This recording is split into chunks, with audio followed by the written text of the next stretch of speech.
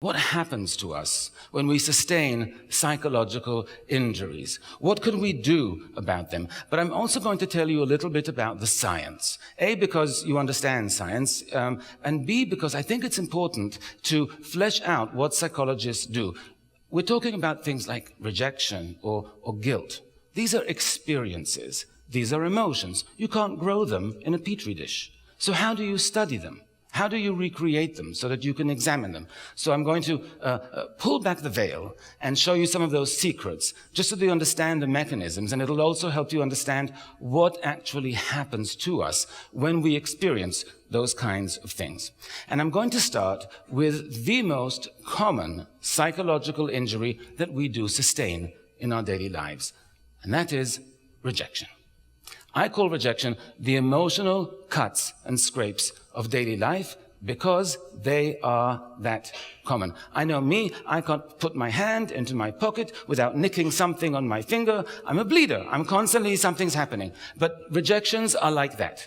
You know, we get dropped by our dates, and our partners don't respond to our sexual advances, and our friends snub us, and our neighbors don't invite us to their barbecues, and our colleagues go out to lunch without us. Oh, and now we have a whole new arena of rejection, which in my office, in my private practice, I hear about all the time: social media. Because I liked every one of her vacation shots on Facebook, and I put mine up and she didn't like mine. Or I tweeted everything the guy said, but I put something so important on Twitter and they didn't tweet it back. Or I'm unemployed and they know it, and I'm trying to connect on LinkedIn and they won't connect with me. People actually experience these things, and there's nothing wrong with them that they do, and you probably do as well, as hurtful, as rejecting. And if you think, you just get rejected when you actually meet people, well, now you have hundreds of friends that can reject you at any moment by not responding to the things that you value, that you put up there. Look at my child. No, really? No one's going to like that picture? It's a baby. What's wrong with you? So, if you think back on a time where you felt rejected, maybe when you last checked your Facebook page, you'll realize that all rejections have one thing in common. They hurt. Hurt feelings is the word we associate, the term we associate with rejections. And what's interesting is that that term, hurt feelings, is really similar in almost every single language. In almost every single language, we refer to what happens to us as a result of rejection as hurt feelings, as emotional pain. It's universal. And so scientists, when they wanted to study rejection, what they wanted to study first was, why does it hurt so much?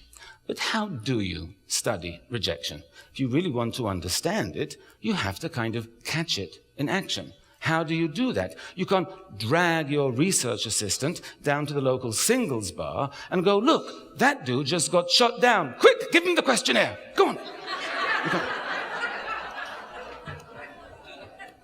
I'm sure they tried it, but it doesn't. Anyway, so how do they do it? Well, here's what they do. Imagine you sign up for an experiment, and you show up, and you're in the waiting room, and there are two other people in the waiting room, and you're waiting to be called for your experiment. And one of the people sees a ball on the table, and they grab the ball, and they toss it to the next person. And that person grabs the ball, and they toss it to you. And you take the ball, and you toss it back to the first person, and now you have a game going, and the first person tosses it to the second person, and the second person doesn't toss it to you, tosses it back to the first person, who tosses it to the second person, back to the first, excluding you from the game. At which point, the researcher, coincidentally, comes out of the room and says, we're ready for you, come right in. Now, how would you feel in that scenario? When I ask that question to most people, they say to me, 2 strangers didn't toss me a ball in a waiting room. I'll live. I don't care. But it turns out we care very much, because that experiment has been done dozens and dozens of times. And what we find consistently is that people report feeling a lot of emotional pain after being rejected in the waiting room by the 2 strangers. And not just emotional pain. What they report is that their mood drops. Their self-esteem takes a blow. They feel angry and they feel aggressive afterwards. And so researchers are really interested by this. Wow, so people really get their feelings hurt by these two strangers. I mean, as far as rejections go, this is on a small scale of things, obviously, but it still really hurts. So researchers said, well, all right, what if we're being rejected by people we don't even really like? What would happen then? So they ran the experiment again, and people got rejected, and they brought them in, and they said, you know, those two people in the waiting room, they're here for a different kind of experiment in social attitudes. They're members of the Ku Klux Klan. Klan members. So they're the ones that didn't toss you the ball. Now how do you feel? And people said, yeah, that still kind of hurts. Even when we actually don't like the people who are rejecting us, it still hurts. So then the researchers said, let's try this. They ran it again, brought people in and said, we're coming clean. Those two people in the waiting room, research Confederates. It wasn't real. They were following a script. All is forgiven. Now how do you feel? It still hurt.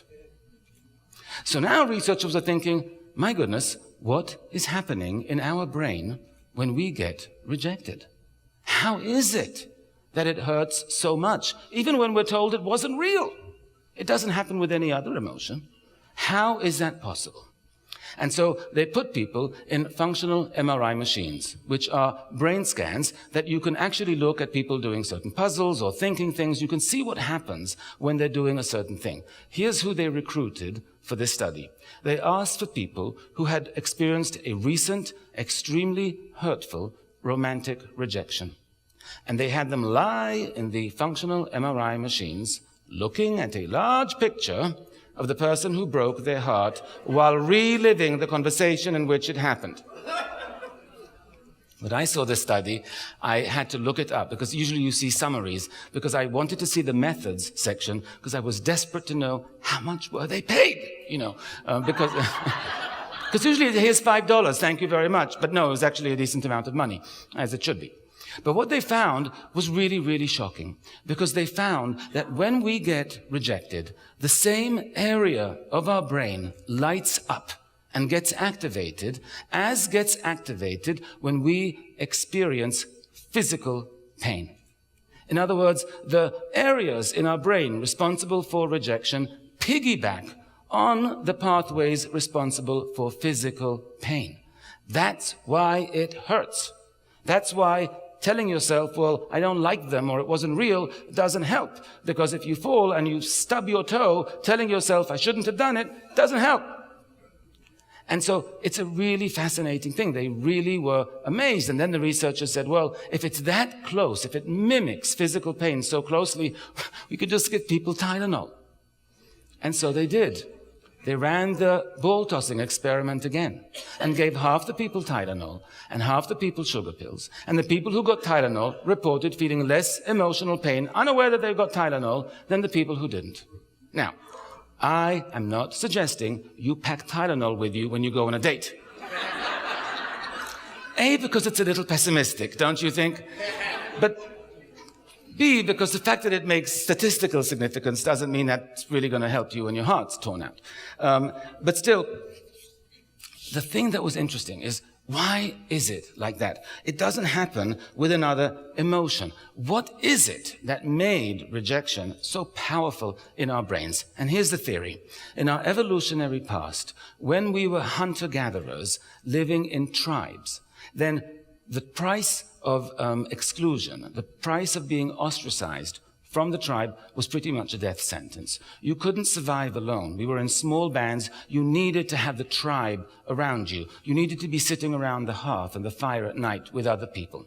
And so people developed an early warning mechanism that alerted them as to when they were at risk for getting thrown out of the tribe, for being ostracized, and that was rejection. And it had an evolutionary advantage, because the more painful you experienced rejection to be, the more likely you were to correct your behavior, not get thrown out of the tribe, and live to pass along your genes. So over generations, rejection became more and more painful.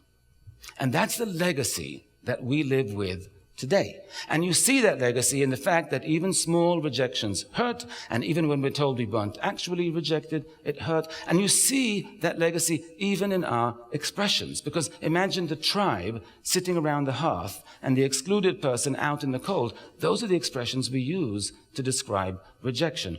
She gave me the cold shoulder. They froze me out of the group.